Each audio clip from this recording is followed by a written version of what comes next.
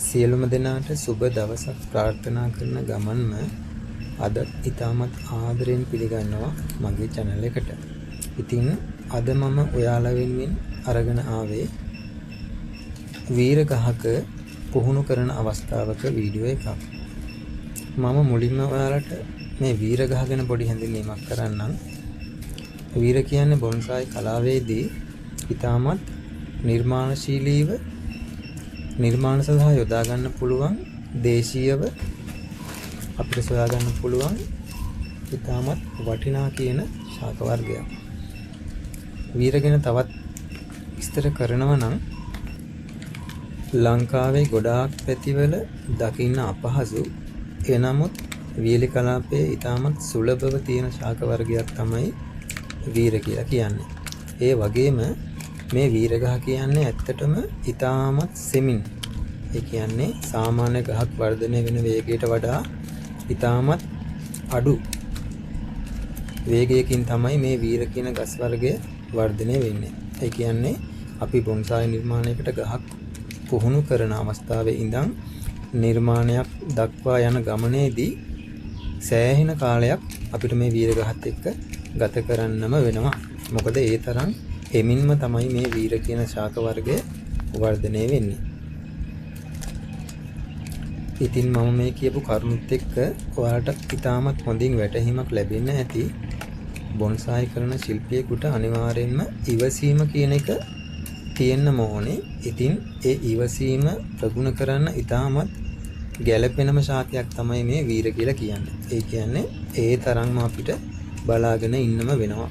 හැබැයි ඒත් එක්කම ඉතාමත් ලස්සන නිර්මාණවලට මේ වීරගහ අපිට භාවිතා කරන්න පුළුවන්. ඒ කියන්නේ අතු හැඩ කරන්න ඉතාමත් පහසුයි. වර්ධනයේ හිමින් වුණත් ඒ ගතවන කාලෙත් එක්ක අපි හරියට නඩත්තු කරොත් එහෙම මේ වීර කියන ශාක වර්ගය ඉතාමත් වටිනා ලස්සන නිර්මාණ බවට පත් කරගන්නම පුළුවන්. ඉතින් මම මේ කතා කරන විස්තරයත් එක්කම මේ වෙනකොට මේ ගහේ මම සම්පූර්ණම කොළ ටික කපලා අයින් කරගත්තා. මොකද වීර ගහ කියන්නේ සාමාන්‍යයෙන් ඇත්තටම මේ අත්ත යන හැඩේ වෙනස් කරන්නේ නැහැ. ඉතින් අපිට ඒක වයර් කරලා හැඩ ගන්නවන්නම වෙනවා. අනිත් තමයි වීරතු සාමාන්‍යයෙන් වර්ධනය වෙන්නේ ඒ කියන්නේ රටාවකට අනුව වගේ තමයි. ඒ කියන්නේ සාමාන්‍ය මැස්සක් යනවා වගේ ඒ අත්ත ඉතාමත් තදින් සෙමින් වර්ධනය වෙනවා. ඉතින් මම කොළ ටික සම්පූර්ණයෙන්ම ඉවත් කරගත්තා. ඒත් එක්කම අතු වගත් යම්කිසි මට්ටමකට මම පුහුණු කරගෙන යන හැඩයට ගැලපෙන විදිහට කපලා ඉවත් කර ගැනීමක් කරා. ඊට පස්සේ තමයි ප්‍රධාන අංගය මම අද වීඩියෝ එකෙන් ඇත්තටම ඔයාලට පෙන්වන්න උත්සාහ කරන්නේ මේ ගහ පුහුණු කරන ආකාරයම තමයි. ඒ කියන්නේ මේ දැන් මම මේ පෙන්වන වීර ගහ කලින් මම වයර් කිරීමක් කරලා නැහැ. මේ ගහ මේ වෙනකොට අවුරුදු 2ක් හෝ එකමාරක් වගේ වෙනවා. ඉතින් ස්වභාවිකව මම වර්ධනය වෙන්න දුන්නා. මොකද ඉතාමත් සෙමින් තමයි මේ වීර වර්ධනය වෙන්නේ. මේ විදිහට සාමාන්‍ය ප්‍රමාණයේ ඇලුමිනියම් කම්බි භාවිතා කරමින් මම ලොකු අතු ටික වයර් කර ගැනීම කරගන්නවා. ඉතින් ඔයාලට බලා ගන්න පුළුවන් මම වයර් කරන කොටත් ඒ ඇන්ගල් එක කියන්නේ හැඩය මේ විදිහට පවත්වා ගන්නවා නම් ඒ අතු වලට හානි වෙන එක ගොඩාක් අඩුයි. ඉතින් ආධුනික කෙනෙකුට බොහොම වටිනාකමක් ලැබේ මේ වීඩියෝ එකකින් වයර් කිරීම සම්බන්ධයෙන්.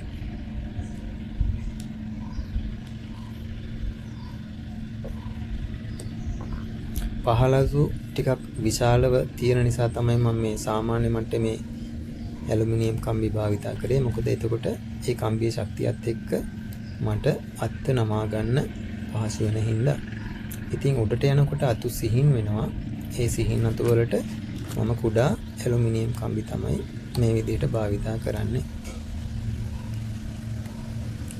තව දෙයක් මම ඔයාලට කියන්නම්. කප්පාදුව කියන්නේ අනිවාර්යයෙන්ම බොන්සායි පුහුණුවේදී අපි කරන්නම ඕන දෙයක්. ඉතින් ඒ කොළ කප්පාදුවත් එක්කම අපිට සාමාන්‍යයෙන් බොන්සායි වල ප්‍රධානම අංගයක් වෙන කොළ කුඩා කර ගැනීමේ අවස්ථාව උදා කරගන්න ඉතාමත් පහසු වෙනවා මේ කොළ කප්පාදුවත් එක්කම. ඉතින් ඒක නිසා ඔයාලා ගස් නිර්මාණ කරන කට්ටිය අනිවාර්යෙන්ම මාස 6කට වතාවක්වත් තමන් පුහුණු කරන ගස් කප්පාදු කරන්න මතක තියාගන්න.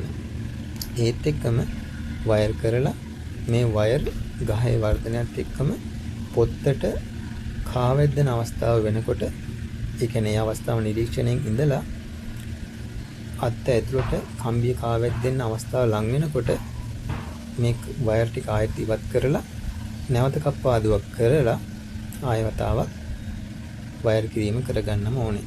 ඉතින් ඒක ඉතාමත් වැදගත්ම කොටසක් තමයි බොන්සායි නිර්මාණ කරන්නේදී.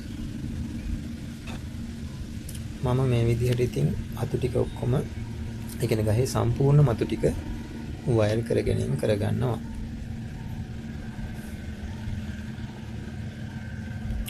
ඒත් එක්කම මම ඔයාලට තවත් මතක් කිරීමක් කරන්නම්.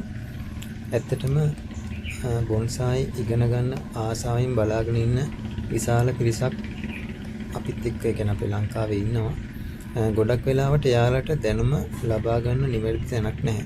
මම මේ කියන්නේ මම එක්ස්පර්ට් කෙනෙක් කියලා නෙමෙයි. හැබැයි මම ලබාගත් දැනුම අවබෝධය ඒ කියන්නේ මේ ගත වෙච්ච කාලයත් එක්ක මම ලබාගත් සියලුම දැනුම මම තවත් කෙනෙකුට දෙන්න දෙපාරක් හිතන්නේ නැහැ.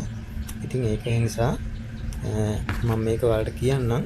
SL සූසන් බොන්සායි නමින් Facebook page එකක් තියෙනවා.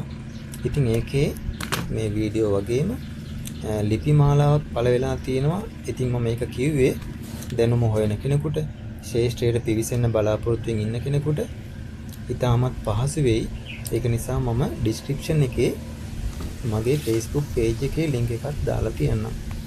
වැදගත් කෙනෙකුට බලලා අවබෝධයක් ගන්න ඒක පහසුවක් වෙයි.